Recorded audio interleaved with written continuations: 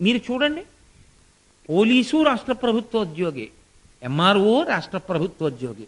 Ration card కావాలంటే ఇద్దరూ ప్రభుత్వోద్యోగులే కదండి. ఇమ్మని పోలీస్ స్టేషన్కి వెళితే ఇవ్వచ్చా? దొంగతనం జరిగితే పోలీస్ స్టేషన్కి వెళ్ళాలి, రేషన్ కార్డు కావాలంటే ఎంఆర్ఓ ఆఫీస్కి వెళ్ళాలి. ఇద్దరూ రాష్ట్ర ప్రభుత్వోద్యోగులే అయినా మార్పు ఉందా లేదా? ఆ ప్రభుత్వమే జైలు కట్టింది, ఆ ప్రభుత్వమే లైబ్రరీ పెట్టింది. నువ్వు లైబ్రరీకి వెళ్ళు, ప్రభుత్వం పెట్టిందే కదండి జైలుకి కూడా పెడతానంటే. నీ కర్మ. ప్రవర్తన బాగులేనివాడు అందులో ఉంటాడు, బాగుపడాలనుకున్నవాడు ఇందులో ఉంటాడు. రెండూ ప్రభుత్వం పెట్టినవి అయినా తేడా ఉందా లేదా లైబ్రరీకి సెంట్రల్ జైలుకి?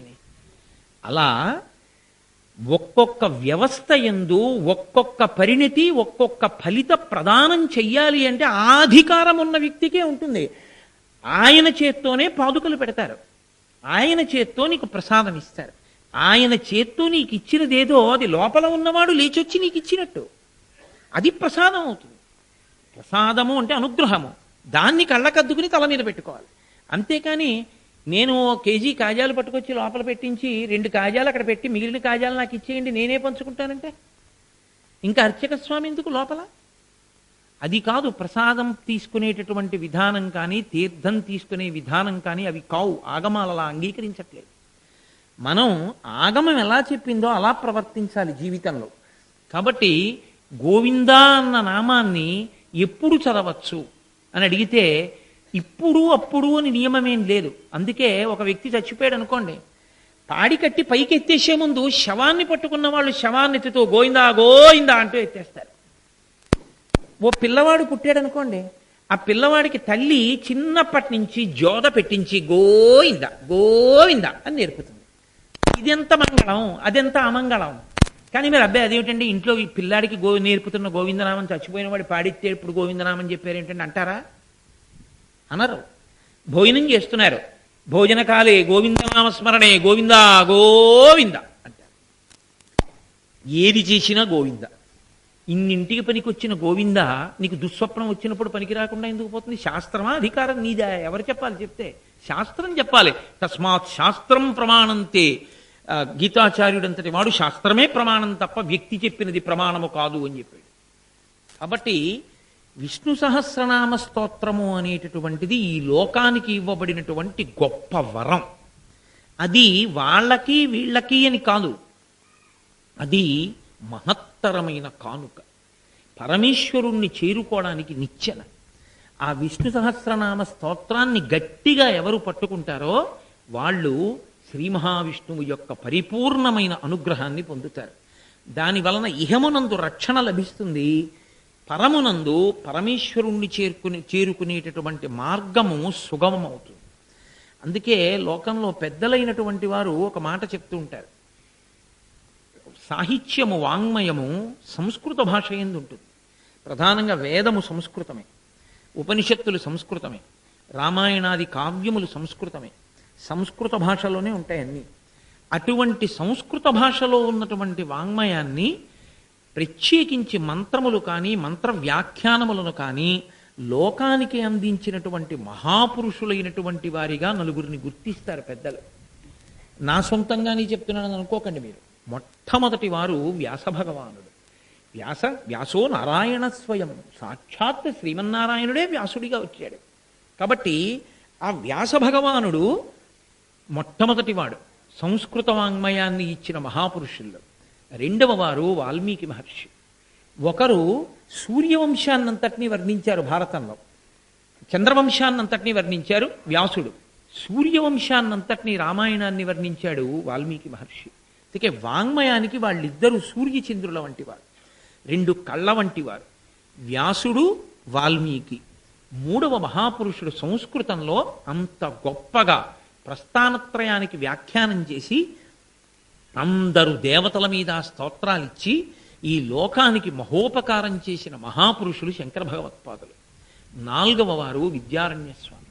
విద్యారణ్యస్వామి వారి యొక్క అవతార స్వీకారం లేకపోతే చాలా వేదమంత్రములకు అసలు వ్యాఖ్యానములు దొరికి ఉండేవి కావు అని చెప్తారు.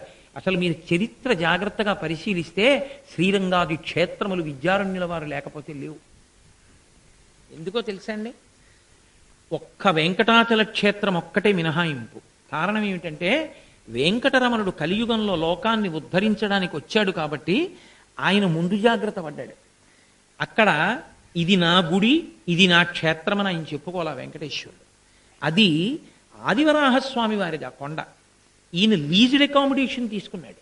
ఏదో కొంతకాలం నేను ఇక్కడ ఉంటానని అడిగారు ఆయన. అడిగితే కొంతకాలం ఉంటానంటున్నావు కాబట్టి నాకు ఏమైనా ఇస్తే నీకు ఇస్తా, స్థలం మౌల్యేన గృహ్యతాం, ఉత్తినే ఇవ్వం, అద్దెకిచ్చినట్టు కొన్నాళ్ళు ఉండడానికి ఇస్తాం, ఏమిస్తామన్నారు. ప్రథమం దర్శనం చాస్యాత్ నైవేద్యం క్షీరశేషనం, మొట్టమొదటి నైవేద్యం మొట్టమొదటి దర్శనం నీకే. అందుకే ఇప్పటికే ఆదివరాహస్వామి దర్శనం చేయకుండా వెంకటరమణుడి దర్శనానికి వెళ్ళరు. అందుకని దానికి ఆదివరాహ క్షేత్రము అని పేరు. మనం ఇప్పుడు వెంకటాచలము అని పిలుస్తున్నాం. అందుకే మీరు చూడండి శ్రీనివాస గద్యలో ఇప్పటికీ దాన్ని వరాహక్షేత్రే అని పిలుస్తారు. అలా పిలవడం వల్ల ఏమైందో తెలుసా అండి? అనేకానేకమైనటువంటి పరమ పవిత్రమైన హైందవ దేవాలయాలన్నింటినీ పడగొట్టేస్తున్నటువంటి రోజులలో మాలిక్ కాఫూర్ అనేటటువంటి వ్యక్తి వెంకటాచలం కొండ కింద నుంచి వెళ్ళిపోతున్నాడు. కొంతమంది గోవింద గోవింద అంటూ కొండెక్కుతున్నారు. ఆ కొండెక్కుతున్న వాళ్ళని చూసి అడిగాడు. ఆయన కొల్లగొట్టిని తీసుకెళ్లిపోయినటువంటి బంగారం కొన్ని వందల మణుగుల బంగారం పట్టుకుపోయాడు. ఎన్ని దేవాలయాలు పాడు చేశాడు దక్షిణ భారతదేశంలో. ఈ కొండ మీద ఏముంది అని అడిగారు. అడిగితే దానికి వరాహక్షేత్రమని వెంకటేశ్వరుడు అందుకుంచాడు మహానుభావుడు దూరదృష్టితో. అది వరాహక్షేత్రం ఉంది అక్కడ అన్నారు. వరాహక్షేత్రం అంటే ఏమిటి అని అడిగాడు. అబ్బే అక్కడ పంది రూపంలో ఈశ్వరుడు ఉంటాడు అన్నారు. చిచ్చి చిచ్చి చిచ్చి, పందిని పూజ చేయడమా? ఆ మాట ఎత్తకండి, వెళ్ళిపోదాం. వాళ్ళకి పంది ఆరాధన చేయబడవలసినటువంటి స్వరూపము కాదు కాబట్టి పంది పేరెత్తేటప్పటికి వెళ్ళిపోయాడు. లేకపోతే ఆయన కొండ మీదకి వెళ్ళుంటే ఉపద్రవం జరిగి ఉండేదేమో. ఎందుకంటే అప్పటికే ఒకసారి జరిగినటువంటి దండయాత్రని మహానుభావుడు రాజా తోడర్మల్ రక్షించాడు వెంకటాచల క్షేత్రాన్ని. కాబట్టి అది వరాహక్షేత్రే అన్న పేరు ఉండడం వల్ల రక్షింపబడింది. ఆ మాలిక్ కాఫూర్ దండయాత్రల్లో తర్వాత వచ్చినటువంటి దండయాత్రల్లో శ్రీరంగాది క్షేత్రములు, కంచి కామాక్షి దేవాలయం, కంచి ఆదివరాహస్వామి దేవాలయం, ఈ దేవాలయాలన్నింటినీ కొల్లగొట్టేసినప్పుడు దేవాలయాలలో ఉన్న ఉత్సవమూర్తులన్నీ కూడా కావేరీ నదీ తీరంలో ఉన్నటువంటి గ్రామానికి వెళ్ళిపోయి ఒకే దేవాలయ మంటపంలో ఈ మూర్తులన్నీ ఉండేవి. అక్కడ పూజలు అందుకున్నాయి. ఒకప్పుడు కంచి నుంచి రంగనాథస్వామి వారి యొక్క ఉత్సవమూర్తులు కూడా వెంకటాచలం వెళ్ళిపోయాయి. అంటే ఏమంటే ఈశ్వరుడు తనను తాను రక్షించుకోలేనంత బలహీనుడా కాదు. లోకంలో ప్రజలకి ఈశ్వరుడి మీద భక్తి తగ్గిపోతే అసహ్యించుకుని కోపగించుకున్న తండ్రి కన్నాళ్ళు కాశీ వెళ్ళిపోయినట్టు ఈశ్వరుడు కూడా మీకు భక్తి తగ్గిపోయిందిరా, సరిగా నిలబట్టలేదు మీరని చెప్పి తాను కూడా వెళ్ళిపోతూ ఉంటాడు. అలా వెళ్ళిపోయే ఉత్సవమూర్తులు మీరు చరిత్ర పరిశీలన చేస్తే, నేను మొన్న శంకర విజయాలు చెప్పినప్పుడు అనేక దృష్టాంతాలు చూపించాను కూడా. ఇప్పుడు మళ్ళీ నేను వాటి జోలికి పూర్తిగా వెళ్ళలేను కాబట్టి సంగ్రహంగా మనవి చేస్తున్నాను. శ్రీరంగాది క్షేత్రములు నిలబడడానికి కారణం ఏమిటో తెలుసా అండి? కేవలము విద్యారణ్య స్వామి వారు. విద్యారణ్య స్వామి వారు కనుక హరిహరరాయలు బుక్కరాయల చేత విజయనగర సామ్రాజ్య స్థాపన చేయించి ఉండకపోతే అనేకానేక దేవాలయములను పడగొట్టేసి ఉండేవారు. ఆయన పుణ్యమే మనకి గొప్ప గొప్ప దేవాలయాలన్నీ మిగిలాయి, ఎన్నో పీఠాలు వచ్చాయి. ఆయన తన మంత్రశక్తి చేత మహాతల్లి లక్ష్మీదేవిని అంగీకరింపచేసి ఆ తల్లి అనుగ్రహాన్ని పొంది బంగారు కణికలు కురిపించి విజయనగర సామ్రాజ్యం కట్టడానికి డబ్బు లేకపోతే ఆ డబ్బు ముట్టుకోపోతుంటే అమ్మవారంది, ఈ జన్మలో ముట్టుకోవడానికి నీకు అధికారం లేదు, వచ్చే జన్మలో తీసుకోవాలి. విద్యారణ్య స్వామి వారు వెంటనే సన్యసించారు. అమ్మా సన్యసిస్తే ఉత్తర జన్మ, రెండో జన్మ వచ్చేసినట్టు. నేను సన్యాసం తీసుకున్నాను కాబట్టి ఆతుర సన్యాసం, సన్యస్తోహం అన్నారు. నేను సన్యసించానన్నారు శంకరాచార్యుల వారిలాగే. ఇప్పుడు నాది రెండో జన్మ కాబట్టి నేను ఈ డబ్బు తీసుకుంటానన్నారు. ఆవిడంది సన్యాసికి డబ్బు ఎందుకు, కాబట్టి ఇప్పుడు ఎలా తీసుకుంటా ఉంది. అమ్మా నేను తీసుకోను, హిందూ మతం రక్షింపబడాలి, పరమపావనమైన దేవాలయాలు కంచి శ్రీరంగనాథుడు ఇవన్నీ, వీటిని రక్షించగలిగిన బలవత్తరమైనటువంటి సామ్రాజ్యాన్ని ఏర్పాటు చేస్తాను. అందుకొరకు విజయనగర సామ్రాజ్యాన్ని కట్టడానికి ఈ డబ్బిచ్చి కట్టిస్తానమ్మా అని కట్టించారు. అందుకే ఇప్పటికీ శృంగేరి వారి బిరుదావళిలో విజయనగర సామ్రాజ్య కర్ణాటక సింహాసన ప్రతిష్టాపనాచార్య అని బిరుదావళిలో చదువుతుంటారు. కాబట్టి విద్యారణ్య స్వామి వారు ఇచ్చినటువంటి వేదభాష్యం అత్యద్భుతంగా పరమ పవిత్రంగా భావన చేస్తారు ఇప్పటికీ పెద్దలు. ఈ నలుగురిని కూడా సంస్కృత వాంగ్మయానికి అంతటికీ కూడా కన్నుల కింద భావించి పూజ చేస్తారు. వ్యాస మహర్షి, వాల్మీకి మహర్షి, మహానుభావుడైన శంకర భగవత్పాదులు, విద్యారణ్య స్వామి. ఈ నలుగురు సంస్కృతంలో ఉన్న వాటిలో అనేకమైన వాటికి మనకి ఆ వాంగ్మయాన్నంతటినీ తీసుకొచ్చి అందించారు, భాష్యములను అందించారు, ప్రకరణ గ్రంథాలను అందించారు. అటువంటి శంకర భగవత్పాదులు లలితా సహస్రనామ స్తోత్రానికి కూడా వ్యాఖ్యానం చేయలేదు. ఆయన లలితకి వ్యాఖ్యానం ఇవ్వాల, సౌందర్యలహరే వ్యాఖ్యానం అన్నారంతే. కానీ విష్ణు సహస్రనామ స్తోత్రానికి వ్యాఖ్యానం ఇచ్చారు. విష్ణు సహస్రనామ స్తోత్రానికి భాష్యం చేసినటువంటి పెద్దలు ఇద్దరు ఉన్నారు. ఒకరు శంకర భగవత్పాదులు, వీరొకరు పరాశర భట్టర్లని మహానుభావులు, వారు చేశారు.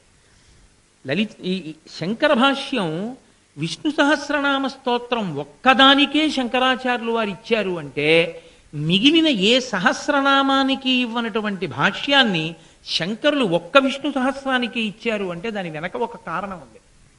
ఎందుకు ఇచ్చారో తెలుసా అండి? విష్ణు సహస్రనామ స్తోత్రానికి శంకర భగవత్పాదులు ఇచ్చినటువంటి భాష్యాన్ని సంస్కృతంలో తేలికగా అర్థమయ్యేటటువంటి శ్లోకాల కింద రచన చేశారు ఒక మహానుభావుడు. రామస్వామి వారిని ఉత్తర భారతదేశంలో ఉండేవారు. వారు శ్లోకాల కింద రచన చేశారు మళ్ళీ. ఎందుకంటే నామానికి భాష్యాన్ని గుర్తుపెట్టుకోవడం చాలా చాలా కష్టం. ఎందుకో తెలుసా అండి? ఒక్క విష్ణు సహస్రనామ స్తోత్రంలో శ్రీమాన్ అన్న నామం 4 మాటలు వస్తుంది. లలితా సహస్రంలో పునరావృత్తి లేదు, విష్ణు సహస్రంలో పునరావృత్తి ఉంది. ఒకే నామం తిరుగుతూ ఉంటుంది. మళ్ళీ మీరు జాగ్రత్తగా చదివినప్పుడు చూడండి, ఒక్క శ్రీమాన్ అన్న నామం 4 మాటలు వస్తుంది. 4 మాటలు వచ్చింది కదా అని 4 మాటలు శ్రీమాన్ అన్న నామానికి అర్థం ఒక్కటే కాదు, ఒక్కొక్క చోట ఒక్కొక్కలా మారిపోతుంది. 4 చోట్ల మారిపోయినటువంటి భాష్యాన్ని శంకర భగవత్పాదులు ఇచ్చారు. కానీ జ్ఞాపకం పెట్టుకోవడం, 1000 నామాల భాష్యాన్ని గుర్తుపెట్టుకోవడం అంటే, పైగా ఒక్కొక్క నామాన్ని 5-6 రీతులలో ఆయన ఆవిష్కరించారు. ఎంత జ్ఞాపక శక్తి ఉంటే ధారణలో ఉంటుంది? అందుకని అది వ్యాఖ్యానం గుర్తుపెట్టుకోలేరేమో భాష్యాన్నని మహానుభావుడు ఉత్తర భారతదేశంలో జన్మించినటువంటి రామస్వామి వారు దాన్ని సంస్కృత శ్లోకాల కింద మార్చారు. శ్లోకానికి, తెలుగులో పద్యానికి అదే మన ఆర్ష సంప్రదాయానికి ఉన్న గొప్పతనం. ఛందస్సు అన్నది వేదమునకు ఉన్నటువంటి ఉపాంగములలో ఒకటి. ఈ ఛందస్సు ఉండడం వల్ల ఏమవుతుందంటే, మీరు దాన్ని ధారణ చేయడం తేలిక. గద్యని ధారణ చేయడం చాలా కష్టం. శ్రీనివాస గద్య అంతా బట్టి అన్నారనుకోండి, కష్టం. అల్పుడెప్పుడు పల్కు ఆడంబరముగాను, సజ్జనుండు పల్కు చల్లగాను, కంచు మ్రోగునట్లు కనకంబు మ్రోగున, విశ్వదాభిరామ వినురవేమ అన్నాను అనుకోండి, వెంటనే పట్టుకుంటుంది మిమ్మల్ని.